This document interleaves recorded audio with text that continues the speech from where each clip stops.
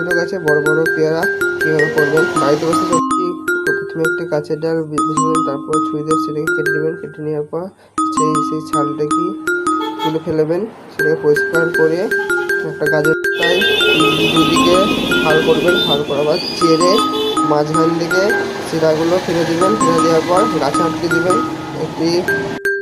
একটি plastic glass নেবেন, মাপ করে কাটবেন। কাটার পর সেই উপর আটকে দেবেন। আটকে দেওয়ার পর তাতে টেপটা মারবেন। মারার পর তার উপর মাটি দিবেন।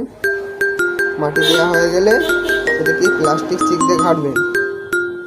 ঘেরার পর 45 দিন পর সেটাকে খুলবেন, দেখবেন মাটিটা গাছের শিকড় হয়ে গেছে। এবার সেইটাকে নিয়ে মাপ করে কেটে নেবেন। কেটে নেওয়ার পর টবে লাগাবেন। টবে লাগানোর পর দেখবেন এমন ফল তৈরি হয়ে গেছে। লাইক শেয়ার করবেন।